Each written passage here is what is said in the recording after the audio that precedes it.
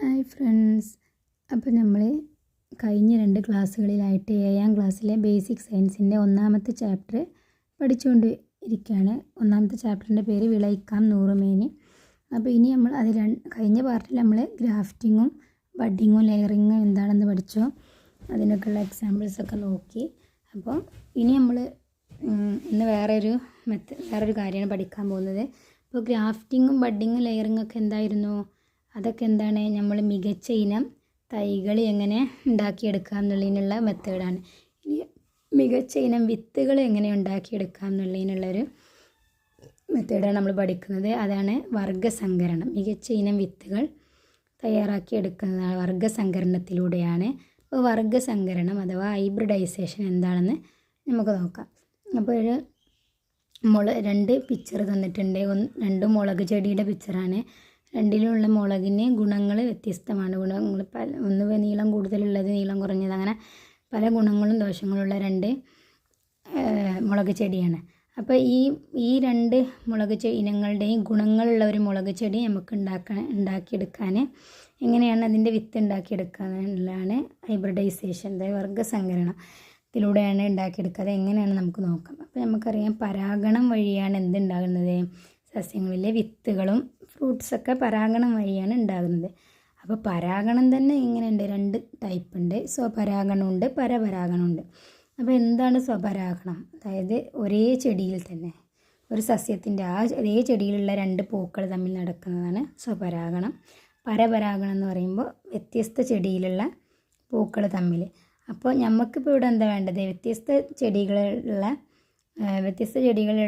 ഗുണങ്ങളുള്ള ഒരു പുതിയ ചെടിയാണ് നമുക്ക് ഉണ്ടാക്കിയെടുക്കേണ്ടത്. അപ്പോൾ നമ്മളിവിടെ ഏത് പരാഗണമായിരിക്കും നടത്തേണ്ടത്? പരപരാഗണമാണ് നടത്തേണ്ടത്. അപ്പോൾ ഇങ്ങനെയൊക്കെ പരപരാഗണം നടത്തിയാലും നമുക്കറിയാം, പരാഗണത്തെ സഹായിക്കുന്ന കുറച്ച് ഏജൻസ് ഉണ്ട്. പോളിനേറ്റിംഗ് ഏജൻസ്, പ്രാണികൾ, അതുപോലെ കാറ്റ്, അങ്ങനെ ചെറിയ ക്ലാസ്സിൽ നമ്മൾ പഠിച്ചിട്ടുണ്ട്, ജലം, അങ്ങനത്തെ ഉള്ളതൊക്കെ. അപ്പോൾ നമ്മൾ ഒരു 2 ചെടി സെലക്ട് ചെയ്ത് വെച്ച് പരപരാഗണം നടത്താമെന്ന് വിചാരിച്ചാലും പ്രാണികൾ വഴിയും പരാഗണം നടക്കാൻ സാധ്യതയുള്ളതുകൊണ്ട് നമ്മൾ തിരഞ്ഞെടുത്ത ചെടിയിൽ തന്നെയാണ് പരാഗരേണുക്കൾ വന്നിട്ടുള്ളതെന്ന് നമുക്ക് ഉറപ്പിക്കാൻ പറ്റൂല. അതുകൊണ്ട് നമ്മൾ തന്നെ എന്ത് ചെയ്യണം? കൃത്രിമ പോളിനേഷൻ നടത്തിയാലേ നമുക്ക് ഉദ്ദേശിച്ച നമ്മൾ ഉദ്ദേശിച്ച 2 ചെടികളിലുള്ള വിത്തുകൾ നമുക്ക് ഉണ്ടാക്കിയെടുക്കാൻ പറ്റുള്ളൂ. അപ്പോൾ വർഗ്ഗസങ്കരണം എന്ന് പറഞ്ഞാൽ നമ്മൾ എന്ത് ചെയ്യണം? കൃത്രിമ പോളിനേഷൻ നടത്തിയിട്ടാണ് കൃത്രിമ പോളിനേഷനാണ് നടത്തേണ്ടത്. അപ്പോൾ എന്താണ് കൃത്രിമ പോളിനേഷൻ എന്ന് ഈ അടുത്ത പേജിൽ പറയുന്നുണ്ട്, നമുക്ക് നോക്കാം. ആദ്യം നമ്മൾ എന്ത് ചെയ്യണം? സ്വപരാഗണം തടയണം. സ്വപരാഗണം നടക്കാൻ പാടില്ല, പരപരാഗണമാണെന്ന് പറഞ്ഞു. അപ്പോൾ സ്വപരാഗണം തടയാൻ എന്ത് ചെയ്യണം? കൃത്രിമ പരാഗണം നടത്തേണ്ട പൂവിലെ കേസരങ്ങൾ മുറിച്ചു മാറ്റണം. എന്നിട്ട് ഈ പൂവിൽ മറ്റ് പൂക്കളിൽ നിന്നുള്ള പരാഗരേണുക്കൾ എത്താതിരിക്കാൻ അതെന്ത് ചെയ്യണം? പൊതിഞ്ഞ് കെട്ടിവെക്കണം. അതുപോലെ എന്നിട്ട് നമുക്ക് ഏതെന്നാണോ വേണ്ടത് ആ ഇനത്തിൽപ്പെട്ട ചെടിയിലെ പൂവിൽ നിന്ന് എന്ത് ചെയ്യണം? പരാഗരേണുക്കൾ ശേഖരിക്കണം. ഒരു ബ്രഷോ എന്തെങ്കിലും ഉപയോഗിച്ചിട്ട് ശേഖരിച്ചിട്ട് നമ്മൾ ശേഖരിച്ച പരാഗരേണുക്കൾ കൃത്രിമ പരാഗണം നടത്തേണ്ട പൂവിൻ്റെ പരാഗണ സ്ഥലത്ത് പതിപ്പിച്ചിട്ട് പിന്നെ മറ്റ് പൂക്കളിൽ നിന്നുള്ള പരാഗണം തടയാൻ വീണ്ടും എന്ത് ചെയ്യുക? ആ പൂവ് അവിടെ പൊതിഞ്ഞ് കെട്ടി വെക്കുക. ഈ പ്രവർത്തനങ്ങൾ നടത്തേണ്ടത് എപ്പോഴാണെന്ന് ചോദിക്കുന്നുണ്ട്. എപ്പോഴായിരിക്കും? പൂവ് വിരിഞ്ഞ ഉടനെയാണോ? അല്ല, പൂവ് നന്നായി വിരിഞ്ഞ ശേഷം എന്നുള്ള കോളത്തിൽ ടിക്ക് ചെയ്യുക. പൂവ് വാടാൻ തുടങ്ങുമ്പോഴാണോ? അല്ല. വർഗ്ഗസങ്കരണം എന്താണെന്ന് ഇനി ആ ബോക്സിൽ കൊടുത്തിട്ടുണ്ട്. ഒരേ വർഗ്ഗത്തിൽപ്പെട്ടതും വ്യത്യസ്ത ഗുണങ്ങളുള്ളതുമായ 2 ചെടികൾ തമ്മിൽ കൃത്രിമ പരാഗണം നടത്തി 2ൻ്റെയും ഗുണങ്ങൾ ചേർന്ന പുതിയ വിത്തുകൾ ഉൽപ്പാദിപ്പിക്കുന്ന രീതിയാണ് വർഗ്ഗസങ്കരണം. ഇങ്ങനെ ഉണ്ടാകുന്ന വിത്തുകളിൽ നിന്ന് ഗുണമേന്മയുള്ള വിത്തുകൾ തിരഞ്ഞെടുക്കുന്നു. ഇവയാണ് സങ്കര ഇനം വിത്തുകൾ.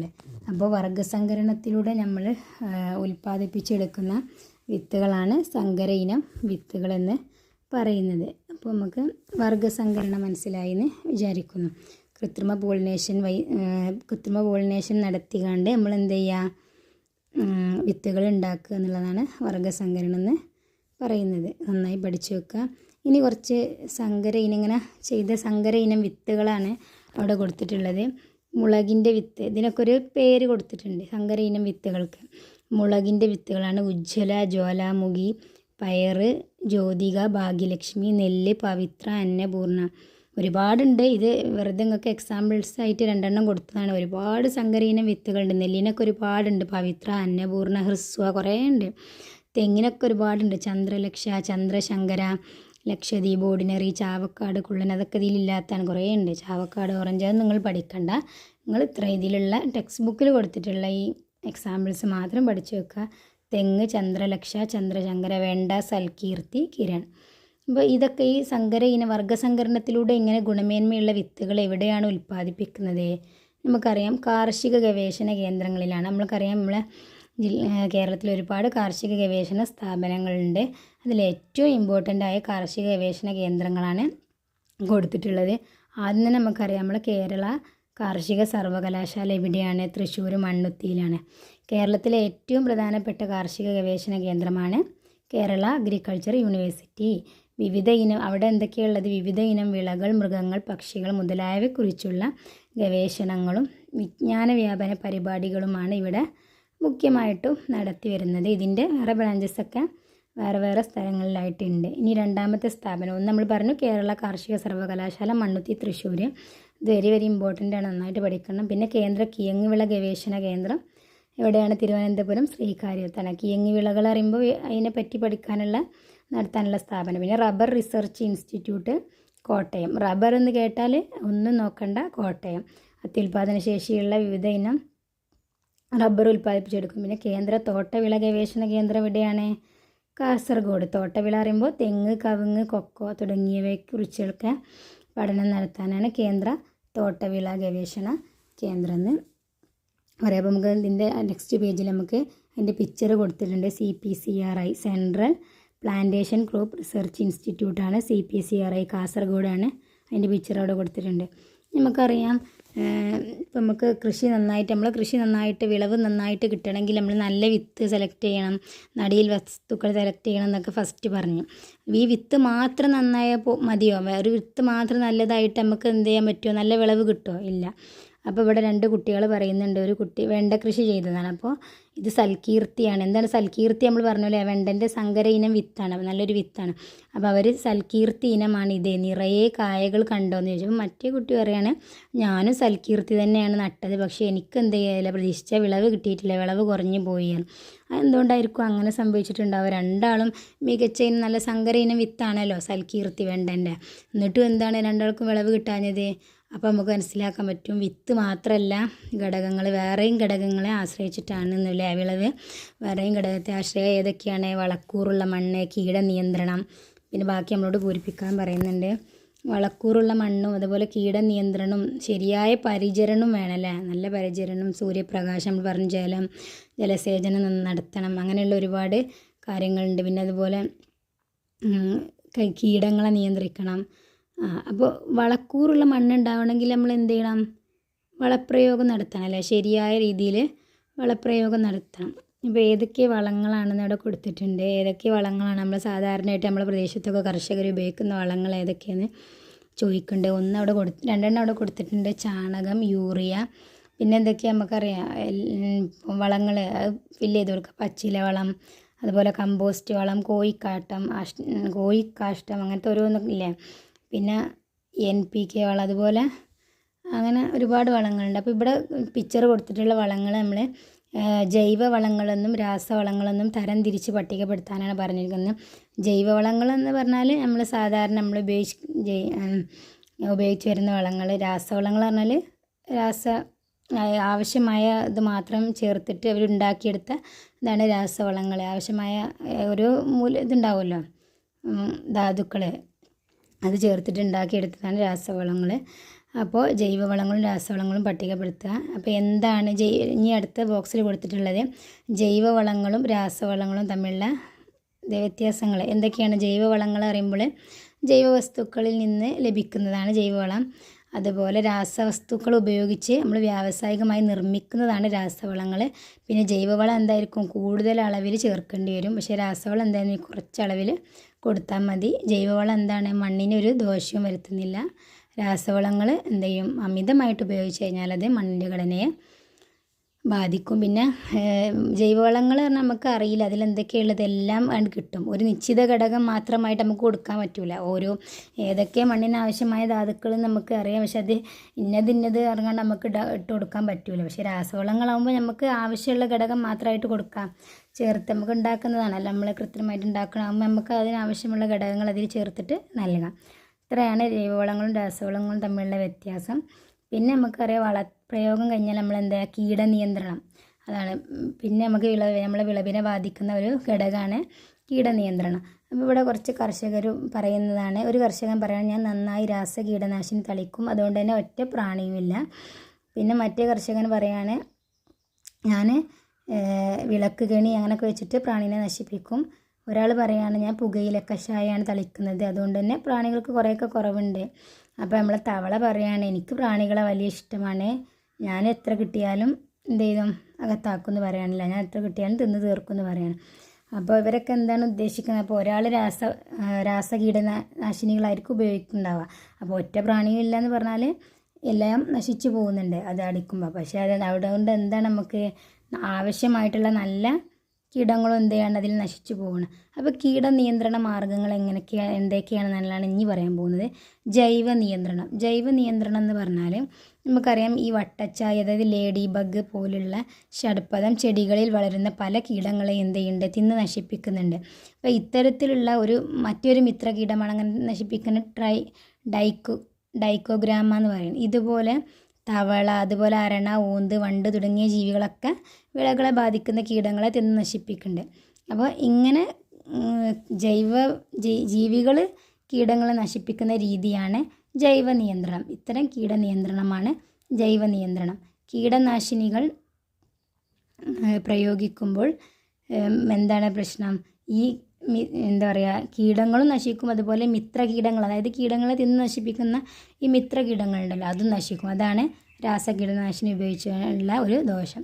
പിന്നെ യാന്ത്രിക നിയന്ത്രണം, അതായത് ചില യന്ത്രങ്ങൾ, കെണികൾ ഉപയോഗിച്ചിട്ടൊക്കെ നമുക്ക് എന്ത് ചെയ്യുക, കീടങ്ങളെ പിടിക്കാം. ചില ഇനം പച്ചക്കറികളുടെ കായകൾ നശിപ്പിക്കുന്ന ഒരു തരം സ്വർണ്ണ നിറമുള്ള ഈച്ചയെ നിങ്ങൾ ശ്രദ്ധിച്ചിട്ടുണ്ടോ? ഇവയെ നശിപ്പിക്കാനുള്ള ഒരു സൂത്രം പരിചയപ്പെടാം. ഒരു പിടി തുളസിയില ചതച്ച് ഒരു സ്റ്റീൽ പ്ലേറ്റിൽ വെക്കുക. അല്പനേരം കഴിഞ്ഞ് ഈ പ്ലേറ്റ് നിരീക്ഷിക്കൂ. തുളസിയിലയുടെ മണം മൂലം സ്വർണ്ണ നിറമുള്ള ഈച്ചകൾ പ്ലേറ്റിൽ വരുന്നത് കാണുന്നില്ലേ? ഇവയെ നശിപ്പിക്കുന്നതിന് വീട്ടിലെ പച്ചക്കറികളെ സംരക്ഷിക്കുകയും ചെയ്യാം. ഇങ്ങനെ കെണികൾ ഉപയോഗിച്ചോ കൈകൊണ്ടോ പെറുക്കി മാറ്റിയോ കീടങ്ങളെ നിയന്ത്രിക്കുന്ന രീതിയാണ് യാന്ത്രിക നിയന്ത്രണം. ഇതിനായി ഉപയോഗിക്കുന്ന ഒരിനം കെണിയാണ് ഫിറമോൺ കെണി. ഇത് മാർക്കറ്റിൽ ലഭ്യമാണ്. അപ്പോൾ യാന്ത്രിക നിയന്ത്രണം രണ്ടാമത്തെ. പിന്നെ നമ്മൾ പറഞ്ഞ കീടനാശിനികൾ, അത് ജൈവ കീടനാശിനികളുണ്ട്, രാസകീടനാശിനികളുണ്ട്. അപ്പോൾ രാസകീടനാശിനികൾ എന്ന് പറയുമ്പോൾ രാസവസ്തുക്കൾ ഉപയോഗിച്ച് നിർമ്മിച്ചതാണ്. പക്ഷേ അതിൻ്റെ ഒരു ദോഷം എന്താ നമ്മൾ പറഞ്ഞത്? കീടങ്ങളും നശിക്കും, അതുപോലെ മറ്റ് കീടങ്ങളും നശിക്കും. അതായത് നമുക്ക് ആവശ്യമുള്ള നല്ല മിത്ര കീടങ്ങളും നശിക്കും. ഇപ്പോൾ ജൈവ കീടനാശിനികൾക്ക് എക്സാമ്പിൾസാണ് ഇനി പറയാൻ പോകുന്നത്. രാസകീടനാശിനികളെ അപേക്ഷിച്ച് എന്താണ് ദോഷം കുറവാണ് അവയ്ക്ക്. ജൈവ കീടനാശിനികളെ പറയുമ്പോൾ പുകയില കഷായം, വേപ്പെണ്ണ, എമൽഷൻ, വെളുത്തുള്ളി, കാന്താരി മിശ്രിതം തുടങ്ങിയവയൊക്കെയാണ് ജൈവ കീടനാശിനികൾ. ഇതൊക്കെ അന്ന് പല ജൈവ കീടനാശിനികളും ഇന്ന് വിപണിയിൽ ലഭ്യമാണെന്നാണ് പറയുന്നത്. ഇനി പുകയില കഷായം ഉണ്ടാക്കുന്നതിനെ പറ്റിയാണ് ഇവിടെ പറയുന്നത്. പുകയില കഷായം എങ്ങനെ ഉണ്ടാക്കുന്നത്? പുകയില ചെറിയ കഷ്ണങ്ങളാക്കി വെള്ളത്തിലിട്ട് ഒരു ദിവസം കുതിർത്തി വെക്കണം. എന്നിട്ട് പിന്നെ അത് പിഴിഞ്ഞെടുത്ത് അതിലേക്ക് ബാർ സോപ്പ് ലയിപ്പിച്ച് എന്ത് ചെയ്യുക, മിശ്രിതം ഉണ്ടാക്കി ചെടികൾക്ക് തളിച്ച് കൊടുക്കുക. ഇനി നെക്സ്റ്റ് പേജിൽ ഇതിൽ പറയുന്നത് കീടനിയന്ത്രണം നടത്തി. ഇപ്പോൾ നമ്മൾ പറഞ്ഞു വളക്കൂറുള്ള മണ്ണ് വേണം, വളപ്രയോഗം നടത്തി, അതുപോലെ കീടനിയന്ത്രണം നടത്തി. ഇനി നമ്മൾ എന്ത് ചെയ്യുക, പിന്നെ പറയുന്നത് കളനാശിനി പ്രയോഗിക്കുക. അതായത് കളകളുണ്ടെങ്കിൽ അതും എന്ത് ചെയ്യണം, മാറ്റണം. അല്ലെങ്കിൽ എന്ത് ചെയ്യും, നമ്മളിട്ട വളമൊക്കെ എന്ത് ചെയ്തും അവർ എടുത്ത് നമ്മളെ സസ്യത്തിന് കിട്ടുമോ വളം? അപ്പോൾ കള നശിപ്പിക്കണം. അതായത് കളനാശിനി പ്രയോഗിച്ചിട്ട് നമുക്ക് എന്ത് ചെയ്യാം, കളകളെയും നശിപ്പിക്കാമെന്ന് പറയുന്നത്. പിന്നെ ഇവിടെ കൊടുത്തിട്ടുള്ള ഈ പിക്ചർ എന്ന് പറയുന്നത് നമുക്ക് നിങ്ങളോട് കൃഷി ചെയ്യാൻ പറയുക, നമ്മൾ അടുക്കളത്തോട്ടമൊക്കെ ഉണ്ടാക്കാനും അതിന് നിങ്ങൾ അതിൻ്റെ ഒരു നിങ്ങളുണ്ടാക്കിയ ഉൽപ്പാദിപ്പിച്ച തൈകളെക്കുറിച്ചും അതൊക്കെ പട്ടികപ്പെടുത്താനാണ് പറയുന്നത്. നമ്മൾ സ്വയം അടുക്കളത്തോട്ടമൊക്കെ നിർമ്മിക്കുമല്ലോ നമ്മളെ വീട്ടിലും, അതുപോലെ നമ്മളെ ടെറസിലൊക്കെ ഉണ്ടാക്കാൻ അതിൻ്റെ ഒരു നമ്മൾ എന്താ പറയുക, അതിൻ്റെ ഒരു ഇത് മികവുണ്ടാവില്ല. നമ്മൾ ചെയ്തിട്ട് കിട്ടിയ വിളവിൻ്റെയും ഇതിൻ്റെയൊക്കെ കുറിച്ചുള്ള കാര്യങ്ങൾ പട്ടികപ്പെടുത്താനാണ് പറയുന്നത്. വളർച്ചയുടെ ഘട്ടങ്ങളും ആ വളർച്ചയുടെ എന്തൊക്കെ ഉണ്ടായതെന്നൊക്കെയുള്ള ഓരോ മാസത്തിലും നടന്നിട്ടുള്ള ഉൽപ്പാദനത്തിനെ പറ്റിയൊക്കെ ഇത് കൊടുക്കാനുള്ളതാണ് നോക്കേണ്ടത്. ഇനി അടുത്ത് കാർഷിക സംരംഭങ്ങൾ എന്ന് പറഞ്ഞിട്ട്, അപ്പം നമ്മൾ കൃഷി എന്ന് പറഞ്ഞാൽ വെറും നമ്മൾ വിളവ് നമ്മൾ ഭക്ഷ്യവസ്തുക്കൾ മാത്രം അല്ല. ഇങ്ങനെ നമ്മൾ മറ്റ് കൃഷിയുമായി ബന്ധപ്പെട്ട മറ്റ് അനുബന്ധ പ്രവർത്തനങ്ങളും എന്താണ് കൃഷീൻ്റെ പരിധിയിൽ വരുന്നത് തന്നെയാണ്. അപ്പോൾ ഒരു ചിത്രീകരണം കൊടുത്തിട്ടുണ്ട് കാർഷിക രംഗം എന്ന് പറഞ്ഞിട്ട്. അപ്പോൾ പട്ടുനൂൽ പുഴു വളർത്തൽ, ഈ പട്ടുനൂൽ പുഴു വളർത്തുന്നതിന് നമ്മൾ എന്ത് പറയും? സെറികൾച്ചർ എന്ന് പറയും. അതുപോലെ മത്സ്യം വളർത്തുന്നതിന് പിസികൾച്ചർ എന്ന് പറയും. പിന്നെ അതുപോലെ കൂൺ കൃഷി, മഷ്റൂം കൾച്ചർ, അതുപോലെ മുയൽ വളർത്തൽ ക്യൂണിക്കൾച്ചർ, തേനീച്ച വളർത്തൽ എപ്പിക്കൾച്ചർ, അതുപോലെ പുഷ്പകൃഷി ഫ്ലോറിക്കൾച്ചർ, അതുപോലെ കന്നുകാലി വളർത്തൽ ലൈവ് സ്റ്റോക്ക് ഫാമിംഗ്, കോഴിക്കൃഷി പൗൾട്രി ഫാമിങ്. ഇതൊക്കെ കൃഷിയുടെ പരിധിയിൽ വരുന്നത് തന്നെയാണ്. ഇതൊക്കെ കൃഷിയുമായിട്ട് അനുബന്ധപ്പെട്ട പ്രവർത്തനങ്ങൾ തന്നെയാണ്, അനുബന്ധ സംരംഭങ്ങളാണ്. അപ്പോൾ നമുക്ക് ഇത്രയേ ഉള്ളൂ. ഈ ചാപ്റ്റർ ഇവിടെ അവസാനിക്കുകയാണ്. ഇനി ഇതിൻ്റെ തുടർ പ്രവർത്തനങ്ങളും വിലയിരുത്താം എന്ന് പറഞ്ഞിട്ട് തുടർ പ്രവർത്തനങ്ങളുണ്ട്. തുടർ പ്രവർത്തനങ്ങൾ നമുക്കിനി വേറൊരു ക്ലാസ്സായിട്ട് തന്നെ ചെയ്യാം, വേറൊരു വീഡിയോ ആയിട്ട് ചെയ്യാം. അപ്പോൾ ഇത്രയാണ് ഈ ചാപ്റ്ററിൽ പറയുന്ന കാര്യങ്ങൾ. ഇത് നന്നായിട്ട് പഠിക്കുക. ഇനി ബാക്കി നമുക്ക് നെക്സ്റ്റ് ക്ലാസ്സിൽ പറയാം.